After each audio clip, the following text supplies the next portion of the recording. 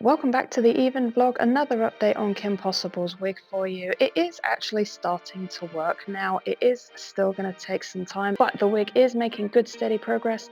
Let's see what happens in this Even vlog. So I've currently got the wig on and this is what it looks like at the moment, and you can see it's starting to go puff on this side, but it's I don't know, it's not right. I need to hang on a sec, 1 sec. Okay, I've done a small tweak and now you can see what I'm actually aiming for. I have got more poof on this side, which is what we want, but I need more. It needs more poof, so I need to find a way to make it more poofy, more big. This wig is already very, very heavy, so I have got to work with something else, but I do have an idea, so I'm going to get the few bits out that I've got. Let's see if I can make this work. So this is what I've got to play with today. I have got these 2 shoulder pads and some fabric paints, and what I'm going to try and do is make a pad to go inside the wig. Am I going to need both of these? I don't know. I don't know if I'm going to need both. I'm going to start off with one and let's see how it goes. Let's start with one and see what happens. I'm going to paint these with fabric paint and then get them going and see if I can get it inside the wig. So I was actually shown this method by a fellow cosplayer who I've known for quite a few years now. She didn't want to be on camera or named in this video, which I do respect, but she was very helpful in giving me the tips on how to make wigs puffy on a budget and also keep them soft. So her method seems to work for her very well, hence why I'm going to try it.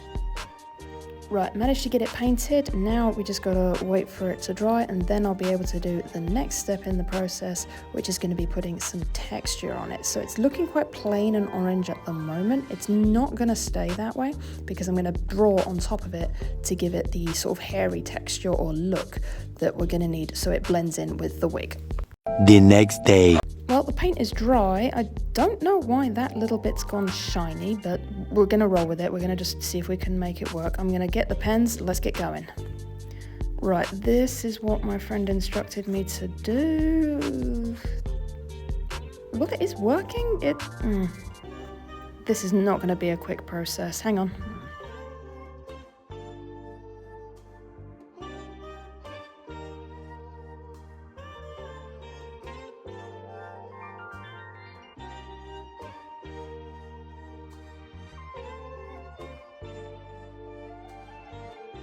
Well, I got it done. That was not a quick process, but I made it look right and it's actually a much closer colour match to the wig now. Right, it is the crack of dawn. It is very early in the morning, but we are already adventuring back to the ice rink because I need to go see my coach and I need to fix my jumps. They have been a mess and I don't know why, and I am going to need some help fixing them. So hopefully coach will be able to point me in the right direction and get these jumps actually working again, because if I lose my jumps, my performances aren't dead, but they're not going to be as fun. So I want my jumps back. So here we go. Let's see if I can get them right. So I don't really know what caused me to lose my jumps to begin with, but I am very fortunate in that I do have a very patient coach who was willing to help me with these and get these back in action. Now, it did take a few attempts, but they did eventually come back. They are clean again, although I am still bananaing a little bit. It is something that can be fixed just with time and practice. So obviously I was doing this today without the lightsaber. We'll be doing it with the lightsaber hopefully next week, and then I'll be able to get them back to stage ready and performance ready.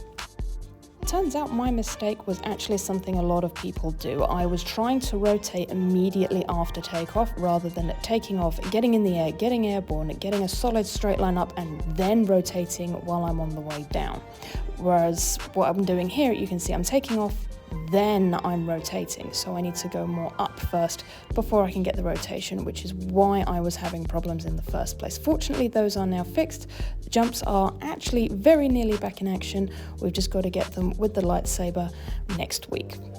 Now, coach was actually very happy with my axle this week. They were actually coming out very clean and very tidy landings. So what we are going to be doing is hopefully axles on stage in my next performance if all goes well, because doing this with a lightsaber is different, but it's something I do want to be able to do. The other thing I really badly want to get finished right now is actually the music. So I did start it and I sort of knew what I was doing with it, but I haven't had a chance to fine tune, polish and actually get it finished. Here we go, let's see what damage I can do here. Fun fact, I actually have a music-based degree, so using software that edits music is actually something I've been doing for a very long time.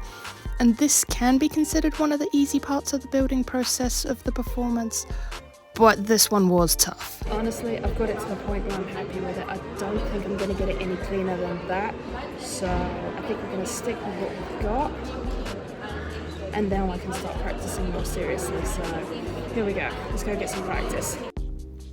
So this is the very early building blocks of a performance, so it is not guaranteed that the performance will actually look like this. I'm honestly not even sure which one I was practicing at this point. I'm not sure if it was my Jedi or my Grey Jedi performance idea, but either way there is going to be a lot of overlap between the two, so some of the moves here will be used in both performances, and honestly none of them might make it into the final performance when I get on stage on the day. But this is the very early stages. You can see I'm doing it at a very slow pace because I can't do this at full speed straight away. It's just too tricky, but spins are getting tidier. The actual moves I'm doing with the lightsaber are getting tidier, including the catches and the throws, so this is definitely a strong building block. The only thing I have apparently got to work on, according to my martial arts coach, is my offhand. Now what I mean by that is the hand that's not on the saber. Now if you watch my previous performances, you can actually see that the hand that I don't use on my lightsaber is actually pretty dead while I'm actually performing, which isn't ideal. It should really be doing something to hopefully give the performance more flow. Now I've sort of worked it out with the OBNE, but as you can see with the reverse catch I have still got to work on it, so there are things to build on, things to improve on before my performance actually takes place. So again, I've got a dead hand there, you can see it. Let's just keep this practice going and hopefully we can bag another win next time I get a performance.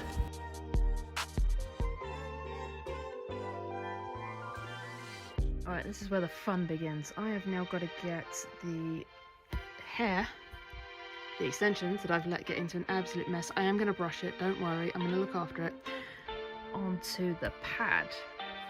So the tactic my friend recommended was that I stitch... Oh my god, this thing's an absolute mess. Okay, got it, here we go, here's the end. Is that I stitch it in layers across here, so I'll do one layer here, one layer here, one more at the top, and then the whole thing will blend into the wig itself. So it's going to be more hand sewing. Here we go.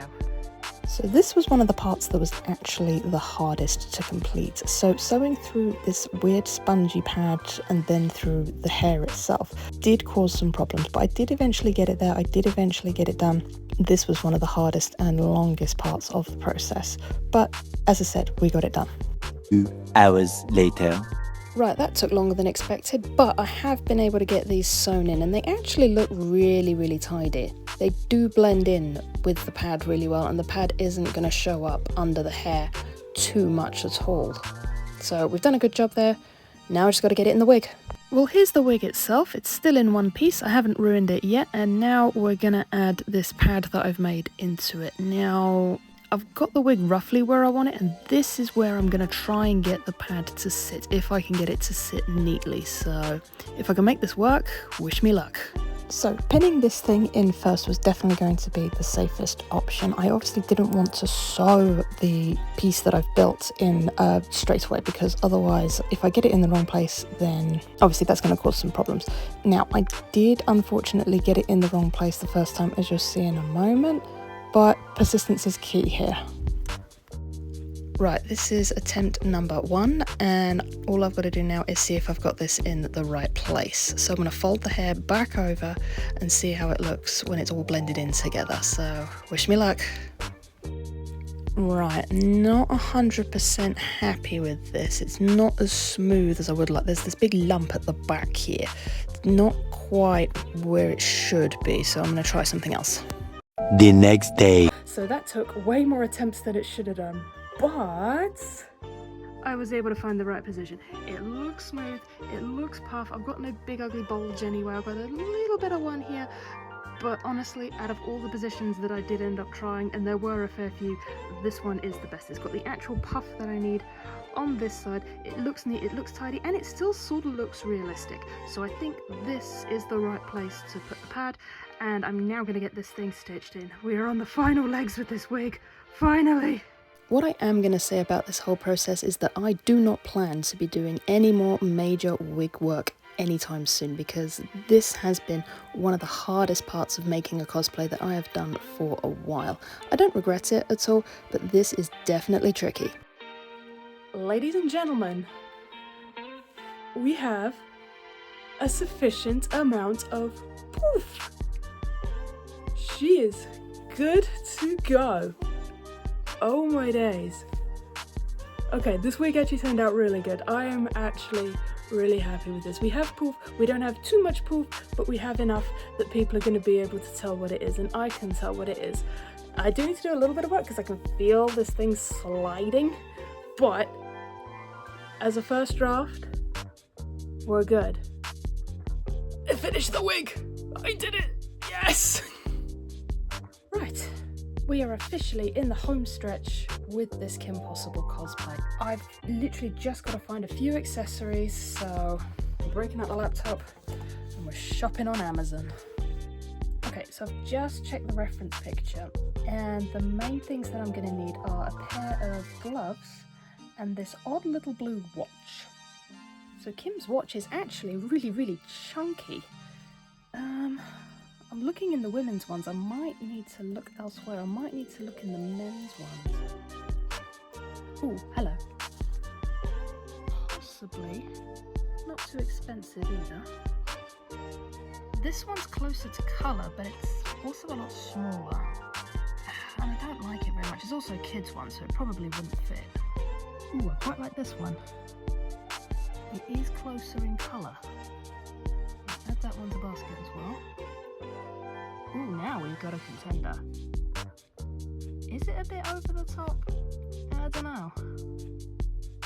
Looks nice though. So we've found a couple of contenders for the watch. Let's go find some gloves. The problem is I'm not convinced that gloves like this are actually right, or what I actually need. I don't know, they're not quite right. Now that looks closer, but it's not got the fingers covered.